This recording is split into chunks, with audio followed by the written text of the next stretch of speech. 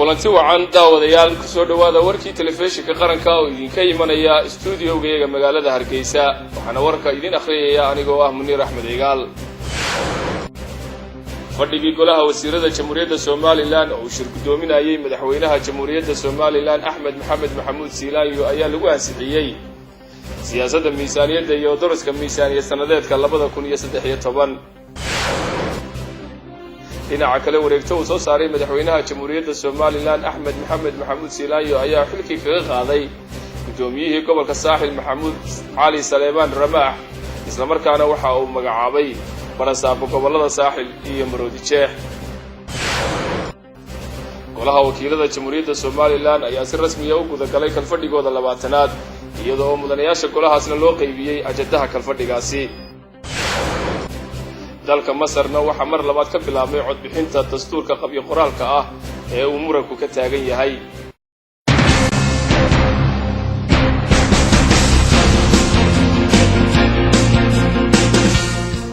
fadhigii golaha wasiirada Jamhuuriyadda Soomaaliland oo shir gudoominayay madaxweynaha Soomaaliland Axmed Maxamed Maxamuud Siilaanyo ayaa lagu ansixiyay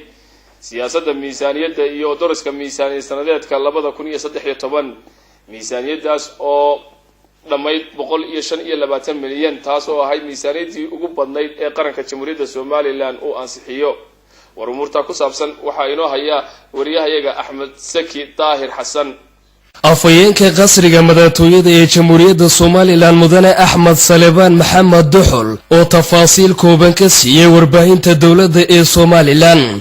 kulankii aan caadiga ahayn ee golaha wasiirada Soomaaliland ay ku ansixiyeen siyaasadda miisaaniyadda qaranka ee 2013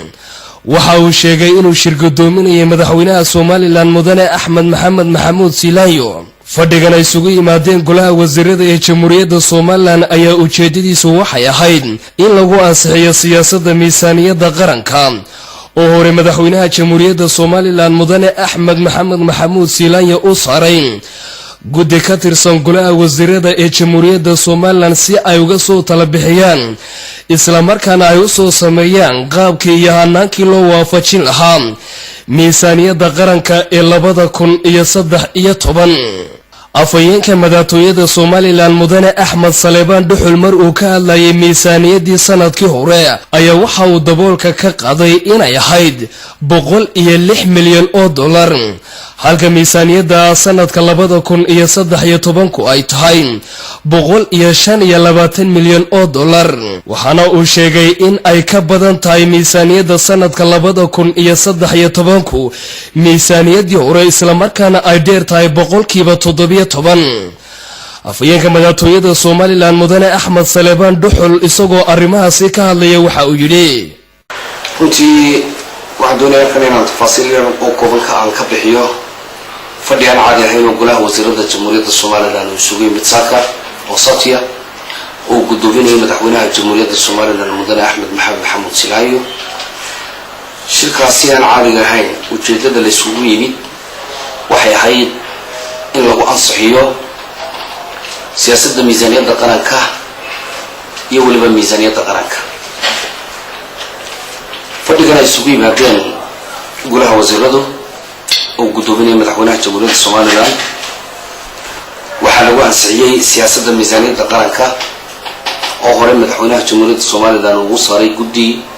golaha wasiirada ka tirsan oo hawshaasi tala bixin iyo ra'yiba ka keenta soo sameeyay habkii iyo nidaamkii miisaaniyadda siyaasadda miisaaniyadda qaranka la waafajin lahaa oo keenay golahana ku waraqiyay waxa kaloo lagu ansixiyay miisaaniyadda qaranka ee sanadka 2013 afayeenka qasriga madaxtooyada ee Soomaaliland waxa uu shaaca ka qaaday in ay tahay miisaaniyaddii ugu horeysay ee sanadka oo dhammaan loo keeno golaha wasiirada una gudbi doonta golaha wakiilada sanadka oo dhammaan si ay u dhaqan gasho isla markaana ay tahay buu yiri miisaaniyaddii saddexaad ee xukuumadda uu gaarwadeenka ka yahay madaxweyne Axmed Maxamed Maxamuud Siilaanyo ay soo diyaariso waa miisaaniyaddii ugu horeysay sanadka oo dhammaan la keeno golaha wasiirada una gudbi doonta sanadka oo dhammaan golaha wakiilada si ku dhaqankayga miisaaniyaddan 2013 ay u bilaabanto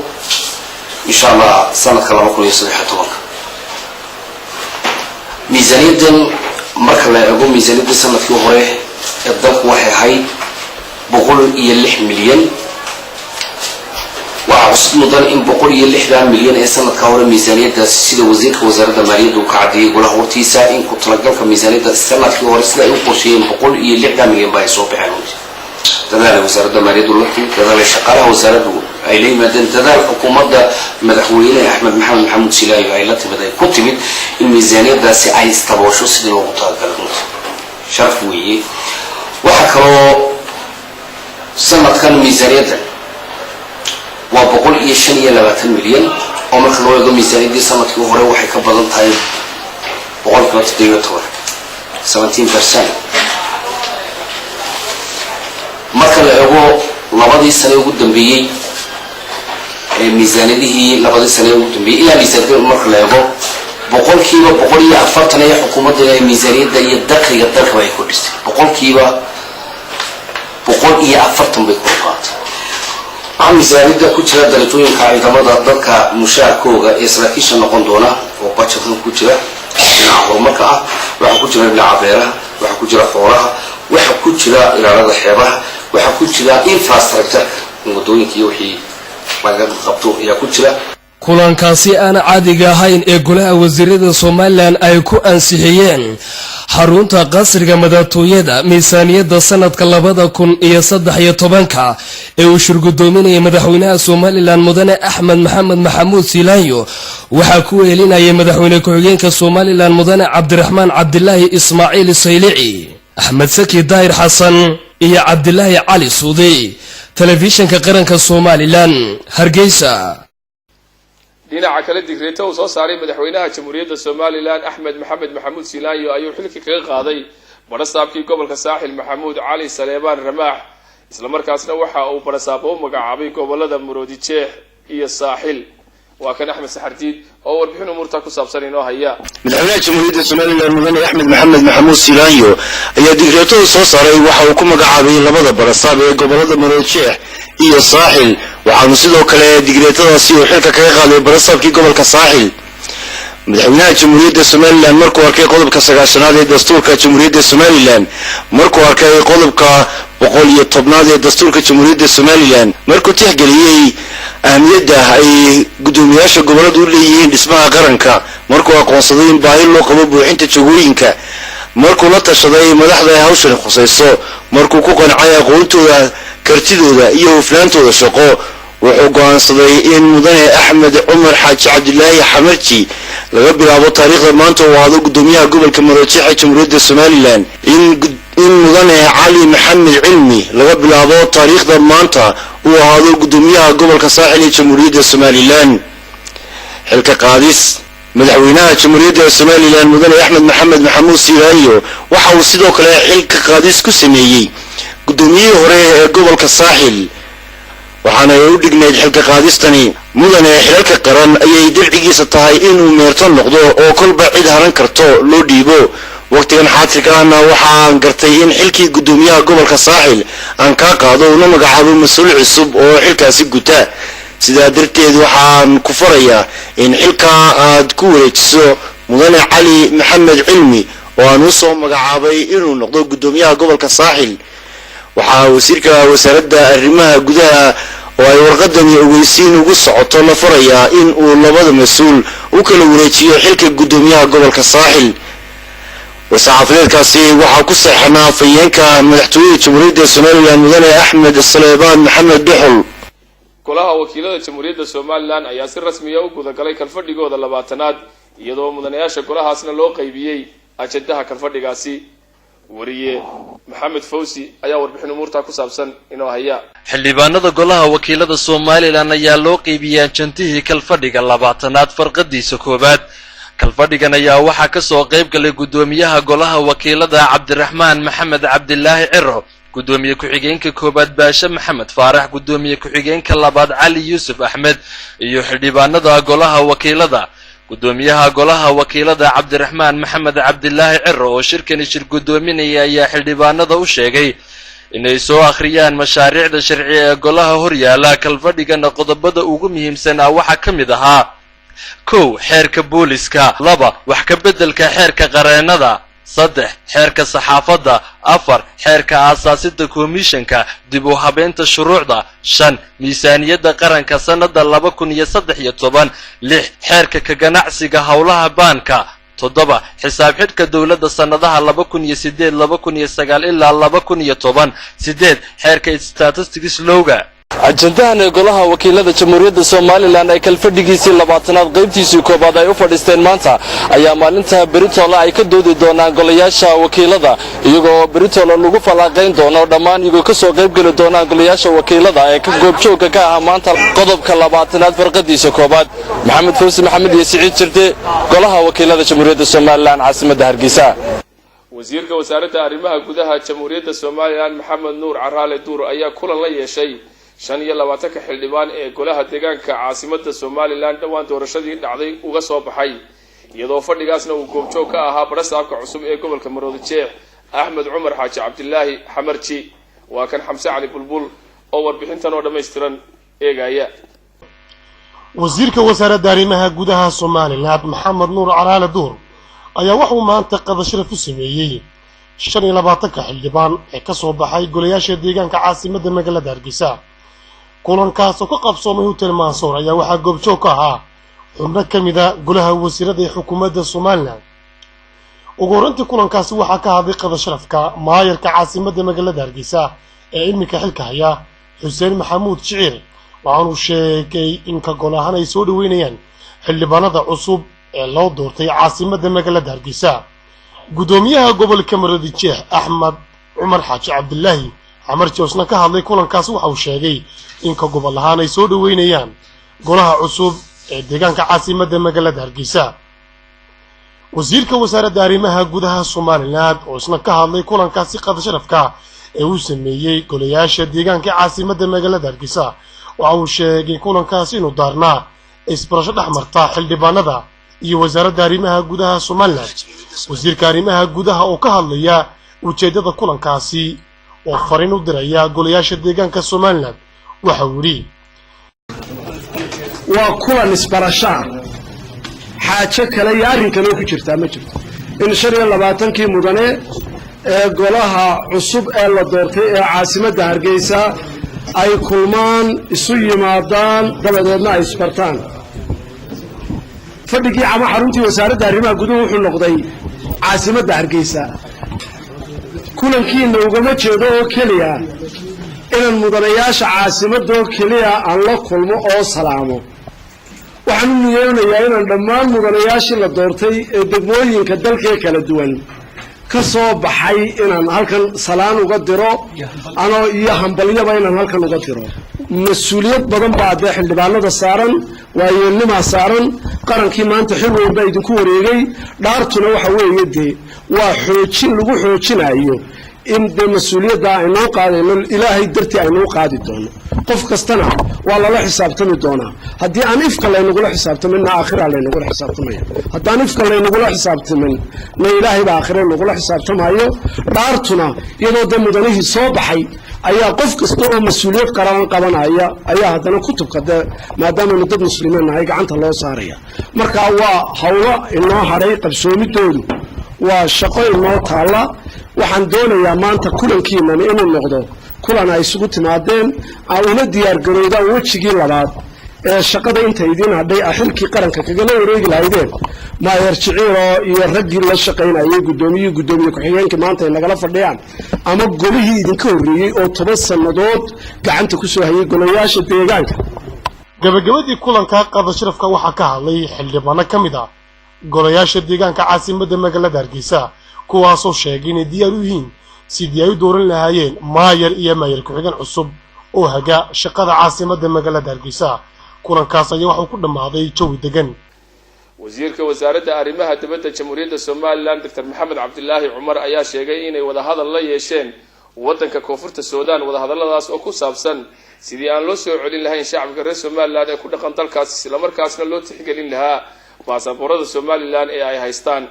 Xamse Cali Bulbul ayaa mar kale eegaya warbixin amurta ku saabsan wasaaradda arrimaha dibadda ee Soomaaliland markii ugu horeysay waxay ka hadashay tallaabada koonfurta dalka Suudaan ay ku soo mustaafirinayso qaar ka mid ah shacabka Soomaalida haysta baasaboorka Soomaaliland. wasiirka arrimaha dibadda ee Soomaaliland Dr. Maxamed Cabdullaahi Cumar oo wareysi khaas ah maanta siiyay TV-ga qaranka Soomaaliland waxa uu sheegay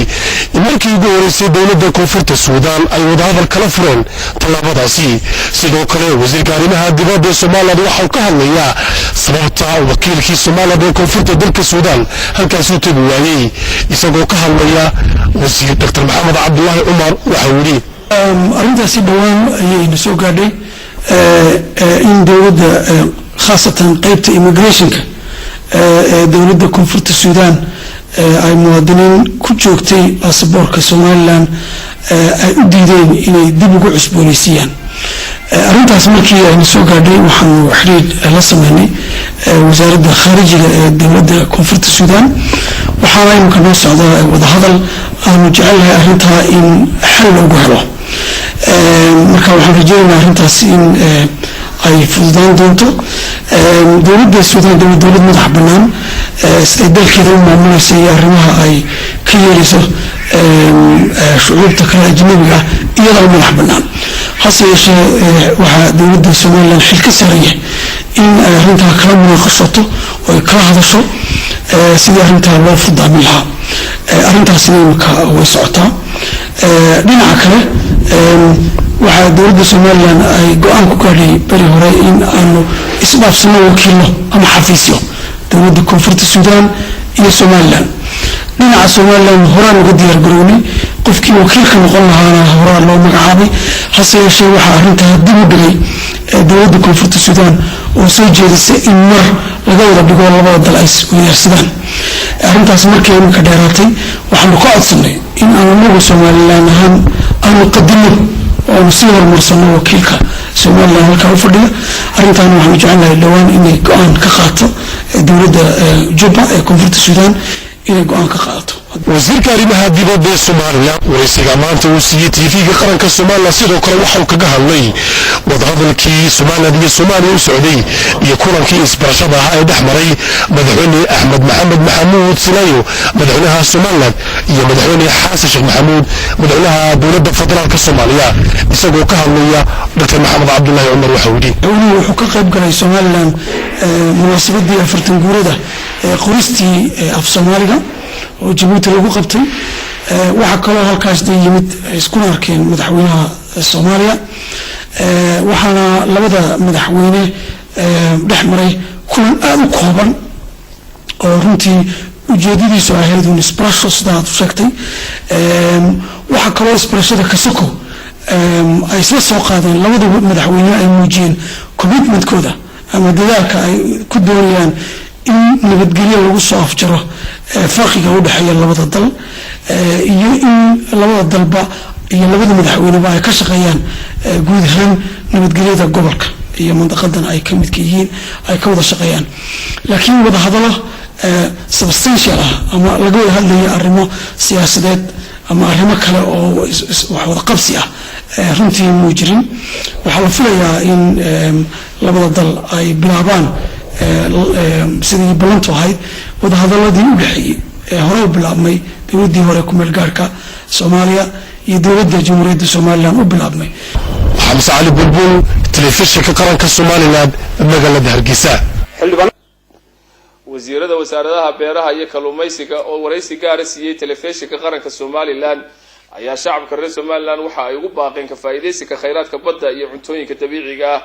wariyamaha Cabdillaahi Cabdi oo warbixin umuurta ku saabsan inoo soo diyaariyay. tirada wasaaradaha kalluumaysiga beeraha oo wareysiyo kala duwan siiyay TV-ga qaranka ayaa ka waramay waxqabadka ku aadan dhiirigelinta kheyraadka badda iyo dalagga ka soo go'a beeraha, isla markaana ka warbixiyay kaalinta ay ka qaataan suuqgeynta iyo dhiirigelinta dadyowga ku howlan ka ganacsiga kalluunka iyo dalagga beeraha. Ilaahay Jaamac Ismaan Geljire wareysigan kooban ee TV-ga qaranka uu siiyay waxa uu ku sheegay in wasaaradahan ay ku howlan yihiin wacyigelinta iyo suuqgeynta kalluunka isla markaana sanadihii ugu dambeeyay uu kor u kacay iibsigiisu waxaa kaloo xusay in sanadkan ay ku dareen miisaaniyadda 2013 mashaariic horumareed oo wax weyn ka tari doonta isticmaalka kheyraadka badda. Cabdilaahi Jaamac Ismaan waxa uu bulshada Soomaaliland ugu baaqay inay isticmaalaan kheyraadka kalluunka. wasaaraddan waxay mas'uul ka tahay kheyraadka badda oo kalluumaysigu ugu horeeyo iyo nooca cuntooyinka badda noolaha badda ku nool waxaa ka mid ah mas'uuliyadda wasaaradda marka la eego qaybaha u kala baxaan waxaa ka mid ah qaybta dhiirigelinta iyo suuqgeynta kheyraadka badda laga soo saaro oo dabcan kalluunka ugu badan yahay waxaa wasaaraddu ay u qorshaysay sanadkan inay wacyigelin ballaaran ku samayso miisaaniyaddan haddii la yidhaahdo laga bilaabo kusoo bixi doonta iyo barnaamijka la wadno banka adduunka faa'iidooyinka kalluunka cuntadiisa sida loo sameeyo noocyada laga samayn karo nadaafadiisa caafimaadkiisa sida loo maaragtay maamulayo waxaasoo dhan ku saabsan. maraan wax ka weydiinay inay jiraan xadgudub dhanka maraakiibta caalamiga ayaa waxa uu sheegay inay xeebaha Soomaaliland ay ka badqabaan maraakiibta shisheeye isla markaana ay caafimaad qabaan. isagoo hadalkiisa sii wata ayaa waxa uu xusay in dadku ay fahmeen cunida kalluunka balse loo baahan yahay in horumar laga sameeyo. dhanka kale wasiirka wasaaradda beeraha Professor Faarax Cilmi Godoole oo isna wareysi kooban siiyay TV-ga qaranka ayaa ka warbixiyay waxtarka wasaaradahan ay ka geystaan dalagga beeraha oo ah raasamaalka cunto ee dalka Jamhuuriyadda Soomaaliland. wasiirka wasaaradda beeraha oo ka hadlaya cuntada wadaniga faa'iidada bulshada ay u leedahay ayaa waxa uu ku dhiirigeliyay dadweynaha inay isticmaalaan cuntada wadaniga waxaana uu soo jeediyay goobaha laga cunteeyo inay xil weyn iska saaraan karinta dalagga beeraha. runtii aad iyo aad baan ugu jiraa dadaal weyn sidii ummaddu ay iskaga filnaan lahayd wax soo saarka cuntada. waayo ummadi hadday iskaga filaan weydo wax soo saarka cuntada oo ku tiirsanaato cunto dibadeed waxaa dhici karta iyadoo maanta populationka caalamku si aada u kordhayo in waddankaasi uu la kulmo in laga gooso ama uu waayaba meel wax ka soo iibsado. marka runtii aad baan u dhiirigelinaa cuntada waddanka. aad baan beeralayda ula soconnaa geed kasti waanu soo istaagnaa beer kasti waanu ku jiraa dhinac kasti oo waddanka waanu maray meel kastiba waxaanu dadka farnaa inuu bal qoys kasta iskaga filaado wax soo saarkiisa. sidoo kale dadweynaha oo aan wax ka weydiinay sida ay u isticmaalaan cuntada wadaniga iyo faa'iidada ay ku qabaan ayaa waxay ka bixiyeen aragtidooda. waxa kaloo jira talooyin ka soo yeeraya dhakhaatiirta oo iyaguna dhiirigelinaya cuntada baadka leh taasoo ay ku tilmaameen mid u wanaagsan dheefshiidka iyo caloosha. كابريسكو انت ها اورجريد waxaan u leeyahay beerta wixiina waxa dalkiina ka soo baxay xiraala doorta inta aan ku sugnahay waxay muujinaysaa saanka dadweynuhu ay saameen faa'iido ay leedahay cuntada ka soo baxda dalagyada beeraha ee dalkeena. Cabdilaahi Khalid Cabdi Xaaji TV-ga qaranka Hargeysa. taliyaha ciidanka asluubta Somaliland ayaa safar shaqo ku tagay xarunta gobolka Awdal ee magaalada Boorame sidoo ku soo waramayo wariyaha Bokor Xasan Caafi oo bixin umurta ku saabsan nooga soo diray magaalada Boorame. ciidanka asluubta Somaliland iyo wafdi hogaaminayo ay ka mid yihiin hogaanada ciidankaasi ayaa kormeer hawleed ku yimid deegaanka degmada Boorama waxaana uu ka waramay ujeedada socdaalkiisa isagoo taliyaha ciidanka Somaliland Maxamed Xuseen Faarax Xiirane uu soo maray qaybaha kala duwan ee uu ka kooban yahay jeelka magaalada Boorama waxaana warbixin uu ka dhageystay taliyaha ciidanka asluubta ee gobolkan Awdal Saciid Xuseen Caynaan Sanyare waxaana uu ku soo dhaweeyay xarunta jeelka ee magaalada Boorama. caadiga xabsiga ku soo jirnay inagoo kulmeeyna xaaladda ciidanka xaaladda maxaabiista dhismaha xabsiga dhageysiga maxaabiista inaan mataqaana ay ku daayay waqtiga ku dhaafin kare alxamdulillah waxba kama weelin maxaabiistii qof walba waqtigiisa waa la ilaadiyey waxaa ka sii waday kii gabiil aan soo maray soo kale aan soo maray saaka 8 aan soo maray kana xabsiga labaad buu ahaa waxaweye subaxkii jidsi waxaweye inaan u socono haddaan taliskinahay nolosha maxaabiista daryeelkooda dhaqancelintooda annagoo ku wacyigelinaya xabsiyada in xabsi walba wixii ku habboon deegaankiisa la soo baxo sida hadda Mandheero kale waxaan ka sameynay baashi nafaaradii yaagii beeraha leeyihiin beeraha leeyihiin masqaarnaa ciidankooda iyo maxaabiis leeyihiin waxaan rabaa ka sameeyno dilaa ka dhigo saama hadda ma hayno wixii ka soo bixi kara ama shaashuraado ama murada hadda wixii mataqaan deegaan walba wixii ku habboon lagu faa'iisto xoogga maxaabiista iska fadhiya inay noqoto caafimaad u noqoto qaanuuni saasay hay waxay shaqaan oo si lagu talagalay habsado socdaan waana markii labaad ee uu kormeer hawleed ku yimaado taliyaha ciidanka asluubta ee Somaliland tan iyo intii xilkaasi loo magacaabay waa caafi TV-ga qaranka Somaliland Boorama. xildhibaanada cusub ee degmada Baki ayaa doortay gudoomiye iyo gudoomiye ku-xigeen cusub oo ay yeelanayso degmadaasi. xarunta waxbarashada ee deegaanka degmada Baki ayaa maanta kulankii ugu horeeyay ee golaha deegaanka ee degmadaasi lagu qabtay waxaana halkaas ku dhaariyay 13 xildhibaan ee golaha deegaanka ee degmada Baki gudoomiyaha maxkamadda degmada Baki oo uu wakiishay gudoomiyaha maxkamadda ee gobolkan Awdal waxaana kalfadhigaasi gudoomiye loogu doortay Maxamed Axmed Marore oo noqonaya gudoomiyaha cusub ee golaha deegaanka degmada Baki halka gudoomiye ku-xigeenkana loo doortay Dayib Xasan Raage Cudad waxaana munaasabada dhaartaasi iyo doorashada gudoomiyaha cusub iyo ku-xigeenka ee deegaanka degmada Baki ka qayb galay wasiirka wasaaradda shaqada iyo arrimaha bulshada Maxamuud Axmed Garaad barasaabka gobolka Awdal Axmed Xadi Sidci iyo taliyaha qaybta booliska ee gobolka Awdal Cabdiraxmaan Axmed Xasan waxaana munaasabadaasi ka hadlay gudoomiyihii hore ee golaha deegaanka ee degmada Baki oo isagu xildhibaanada golahaasi ugu daaweynaa isla markaasina shir gudoominayay gudoomiyaha cusub ee golaha deegaanka ee degmada Baki Maxamed Axmed Marore iyo ku-xigeenkiisa Dayib Xasan Cudad oo iyaguna halkaas ka hadlay ayaa sheegay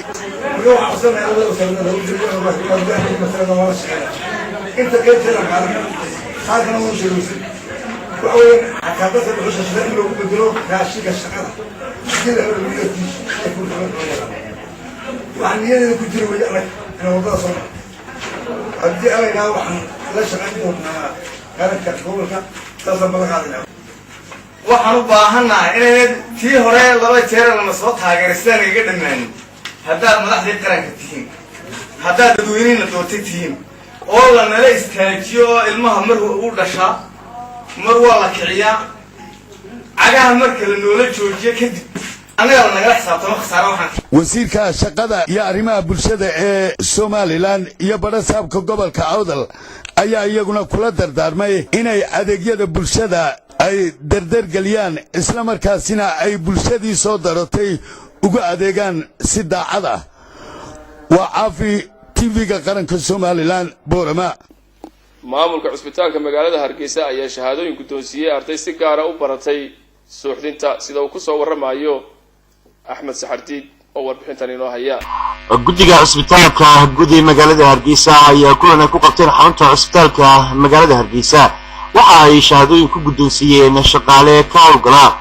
cusbitaalka guddiga magaalada Hargeysa kuwaasi oo ah kalkaaliyaal dhinaca qaybta suuxdinta kuwaasi oo dhameystay tababar si gaar ah loo siiyay kuna takhasusay qaybtaasi ugu horreyn waxa halkaasi ka hadlay ismaha cusbitaalka guddiga magaalada Hargeysa waxaana faahfaahin ka bixiyay shaqaalahani iyo tababarka ay dhameysteen iyo muhiimadda ay ugu fadhiyaan cusbitaalka waxay noo tahay maanta farxad in aynu maartay guddoonsiino shahaadihii ay ku dhameysteen waqtigii tababarka ay galeen dhalinyarada halka fadhida oo ka tirsan shaqaalaha caafimaadka cusbitaalka oo dhammaantood runtii dadaal kadib maanta gaaray in la siiyo shahaadad taasoo ah shahaadad ay ku barteen suuxinta sida maartay anesthesia practical training oo suuxinta ah suuxintu waxa weeyaan qayb muhiim u ah oo maartay ah sida maartay qofka adeegga la siinayo qofka maartay buka oo qaybaha ugu muhiimsan oo ah gargaarka degdega ah qaliinada degdega ah qaliinada guud oo dhan waxa weeyaan waa laba qaybood waa qofkii qaliyay iyo qofkii suuxinayay haddaan qofka suuxinaya lahayna waxa weeyaan hawshaasi wax badan suurtageli mayso qofkiina sidii lagu badbaadin lahaa hirgeli mayso runtiina waxa weeyaan baahi xooga ayaa taalay oo maaragtay aad u culus ayaa taalay cusbitaalka in la tababaro oo la helo dad suuxiyaal oo maaragtay tababaran dadkii hore suuxiyaasha joogay intooda badan waxaan dad muddo dheer soo shaqeeyay tiradoodiina ay yaraatay axmed maxamed madar oo ka mid ah guddiga caafimaadka ee cusbitaalka guud ee magaalada hargeysa ayaa isaguna ka warramay isbeddelka ku iman kara aqoonta kalkaaliyayaashan caafimaadka kadib markan iyo markii hore waxaanu ku booriyey inay uga faa'iideeyaan bulshadooda aqoontaasi ay barteen waxaa kaloo halkaasi dareenkooda ka muujiyey qaar ka mid ah kalkaaliyayaashaasi dhammaystay aqoontaasi sidoo kale waxaa halkaasi ka hadlay xubno kale oo ka mid ah maamulka caafimaadka. wararka kale ee naga soo gaaraya gobolada dalkana waxaa ka mid ah dhismaha wejigii koobaad ee isbitaalka dhimirka ay hirgelinayaan ururka mutadawiciinta samakaal ayaa maanta si rasmi ah u bilaabmay bilowga dhismaha isbitaalka dhimirka ay hirgelinayso ururka samakaal oo ay goobjoog ka ahaayeen gudoomiyaha ururka mutadawiciinta samakaal kaysa xaaji muuse cilmi iyo weliba xubno ka mid ah ururkaasi ayaa guud ahaanba sheegay inay si rasmi ah u bilaabayaan dhismaha wejigii koobaad ee isbitaalka dhimirka oo ah laga hirgelinayay magaalada gabley halkaas oo baahi badan bulshada reer gabley u qabtay ayaa gooreenba waxaa hadalkoodan ka jeediyey gudoomiyaha ururka mutadawiciinta samakaal kaysa xaaji muuse cilmi oo sheegay in guud ahaanba ay u mahadnaqayaan dadweynaha reer gabley ee jecel inay ka qayb qaataan dhismaha isbitaalka dhimirka isagoo sheegay in qurba joogta iyo shacabka reer gabley loogu baaqayo inay ka qayb qaataan dhismaha isbitaalka dhimirka ee magaalada gabley.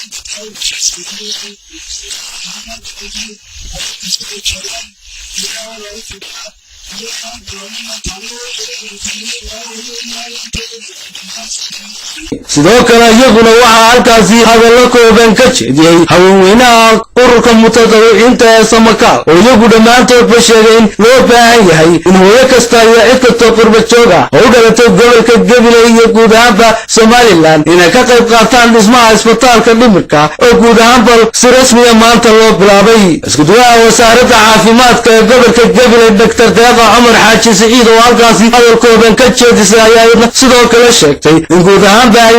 diyaarigii ka wasaaradan ka qayb qaadashada dhismaha isbitaalka dhimirka iyadoo sheegtay in loo baahayay in qurba joogta gobolka gabley ay si rasmi ah uga qayb qaataan.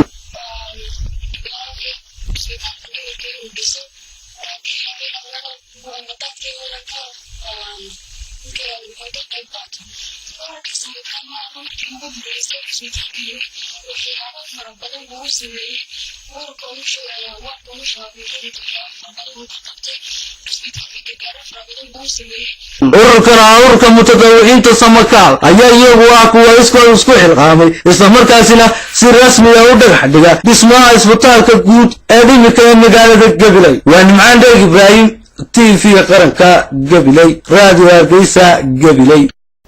wararka kale ee naga soo gaaraya gobolada dalkana waxaa ka mid ah maxkamadda gobolka togdheer ayaa maanta xukunno kala duwan waxa ay ku riday kooxo ku sifoobay ka ganacsiga maandooriyaha khamriga oo ka keena dalka Itoobiya keenana magaalada Burco ee xarunta gobolka togdheer iyo weliba ilaa 27 shirkaan oo midkiiba ay ku jirto 35 dhalo oo khamriya ayaa iyagana maxkamadda gobolku ay xukun ku riday. howlgalkan ayaa waxa uu ka dambeeyay kadib markii ciidamada ammaanka ee booliska ee gobolka togdheer ay howlgal ballaaran ay ka fuliyeen duleedka magaalada Burco gaar ahaan goob ilaa 15 kiiloomitir Burco kaga beegan koonfur galbeed halkaas oo ay ku soo qabqabteen khamrigan. gudoomiyaha maxkamadda gobolka oo ku dhawaaqay xukunkaasi ayaa waxa uu xukumay 4 nin oo iyagu aan joogin maxkamadda oo baxsad iyo dhuumasho ku jira kuwaas oo uu ku xukumay midkiiba 4 sano oo xariga iyo waliba 4 milyan oo shilinka Soomaaliland ah oo ganaaxa halka mid ka mid ah eedeysanayaashaasi ku jirana lagu xukumay 1 sano oo xariga. xukunkaasi markii uu dhacay ayaa midkii ku sugnaa maxkamadda ee dambiilaha ahaa ciidamada ammaanku ay ku xidheen takiinada una taxaabeen xabsiga goob fagaara ayaa lagu gubay guud ahaanba khamrigaasi oo dhammaa 720 shirikan oo midkiiba ay ku jirtay 35 dhalo oo khamriya dhinaca kalena saraakiisha ciidamada booliska ee gobolka Togdheer ee howlgalkan fuliyay ayaa iyaguna maray u waramayeen TV-ga qaranka Soomaaliland waxa ay xuseen in howlgalkan uu dabada ku hayo ugaarsiga ay awalba kula jireen kooxahan ku sifoobay ka ganacsiga maandooriyaha taliye ku-xigeenka qaybka booliska ee gobolka Togdheer Maxamed Xamdulla ayaa dareenkiisa cabiray iyadoo geesta kalena uu sidoo kale sharaxay taliyaha saldhigga dhexe Axmed Cawil oo ku magac dheer Ganay oo ciidamadiisu ay si gaar ah u fuliyeen howlgalkan khamriga lagu fuliyay sida ay inoo caadada ahayd awalba bahalkan waan deys u gaarsan jirnay maanta habeen hore ciidanka booliska gobolka Togdheer ayaa warkiisa ka helay inuu meel magaalada ka baxsan joogo oo taakulayn loogu geynayo sidaa darteed ciidan baa ku baxay waa la soo qabtay waxa jirtay dhaqdhaqaaq umar kulli helay baalkana marka horeba deesaankiisu uu noo maqnaa dhaqdhaqaaqii aanu helay baanaanu ku hawlgalay askar ka mid ah saldhigga dhexe iyo taliye-xigeenka qaybta darawalkiisa iyo gaarigiisa markii dambana taliyaha burmadka iyo aniga ayaa ku baxnay saasaanaanu ku guulaysaday kuna soo qabanay dhaqdhaqaaqaas awgeed baanaanu ku helay guud ahaanba muddooyinka ugu dambeeyay waxaa laga dareemayay magaalada Burco howlgal ay ku ugaarsanayaan ciidamada bileysku kooxaha ka ganacsada maandooriyaha khamriga iyo waliba rugaha ay ku faafiyaan waa Cabdisattaar Cabdilaahi Cali TV-ga qaranka Soomaaliland Burco dugsiga Sheekh Mahdi ay ka qalan jabiyeen arday ay tiradoodu dhan tahay 195 arday oo ka kala bartay saxaafadda kombiyuutarka luqadda Ingiriiska waxaana munaasabadaasi ka soo qayb galay mas'uuliyiin aad u badan ardayda halkaasi ka qalan jabinaysay macallimiinta dugsigaasi iyo salaadiin kala duwan waxaana ugu horeyn halkaasi ka hadlay maamulaha dugsiga Sheekh Mahdi Cabdixakiin Maxamed Xirsi kana waramaynta arday ka qalan jabinaysa dugsigaasi xagga saxaafadda waxa ka qalan jabiyay 12 arday oo dhameystay barnaamijkii saxaafadnimo kombiyuutarkana waxa dhamaystay 149 arday ayaa ka qalin jabiyay isaguna halkaasi ka hadlay Dan Saleebaan Cali iyo Xildhibaan Maxamed Muumin Kacab una hambaliyay ardaydaasi ka qalin jabinaysa dugsiga Sheekh Mahdi kuna dardaarmay inay waxyaguna halkaasi ka hadlay wakiil ka socday wasaaradda waxbarashada gobolka Awdal injineer Axmed Cumar iyo gudoomiyaha shirkadda Dahabshiil Riiraash kana sheekay taariikhda dugsiga oo soo maray waxaana munaasabadaasi shahaadooyin lagu gudoonsiiyay qaar ka mid ah macallimiinta dugsiga Hodan Caafi TV-ga qaranka magaalada Boorama kale kulan lagaga hadlayay goldolooyinkii doorashooyinkii dawladaha hoose ee dhawaan dalka ka dhacay ayaa ka qabsoomay magaalada Boorama mar kale Abubakar Xasan Caafi ayaa warbixin umuurta ku saabsan inoo hayay waxaana kulankaasi oo hal maalin qaadanayay soo qaban qaabiyay akademiyada horumarka iyo nabadda ee Soomaaliland waxaana ka hadlay sargaal sare oo ka socday hay'adaasi Maxamed Faarax waxaanu eegaynaa si waddankan iyo dalkani uu noqdo dal nidaamku qaatay sal adag ku taagan uu noqdo oo xeedo adag ku taagan waxaanu u baahannahay inaynu isla eegno casharadii laga bartay doorashadii aynu gallay kadibna aynu isla eegno warseedanu xusixi karnaa mustaqbalka hadduu adaga dalku ku jiri maayo doorasho kastaba khilaaf ku jiri maayo ishaysasho ku jiri maayo kala fogaansho ku jiri maayo dadkii aan aaminsaneen ma garanaysaa ay nidaamkii ku dooranayeen ummaddan isna ku soo soconayso 20 sano soo socda waxaanu u baahannahay in doorashada ay noqoto doorashooyinkeeni ay noqon doorasho waqti ku salaysan mar la qabto sidoo kale waxa isaguna halkaas ka hadlay Cabdi Cismaan Dhagaweyne oo ka mid ah xildhibaanada golaha deegaanka ee degmada Boorama kale waxay ahayd xisbiye fara badan oo la furay xisbiyadii laftooda waxay ku salaysmeen kolkii hore la unkayay laftooda ay unkayeen ayay reera ku salaysan oo nin walba isagoo oo qoysa ama reera ayuu markiisii horeba xisbi furtay taas waxay keentay in ilaa xad shaygii wixii loo socdayba aan ka leexano horta oo wadadeedii baan ka leexano waxaana kulanka ka qayb galay qaar ka tirsan bulshada magaalada Boorama noocyadeeda kala duwan waa Caafi TV-ga qaranka Soomaaliland Boorama intaa waxa ku dhan daawadayaasheeda qiimaha leh warkii telefishinka qaranka Soomaaliland oo aad kala socoteen studio-gayga magaalada Hargeysa warkan oo aan idila socodsiinayay anigoo ah Muniir Axmed Cigaal tan iyo inta mid lamida ku kulmi doono waxay kaga tegayaa salaamullaahi calaykum waraxmatullaahi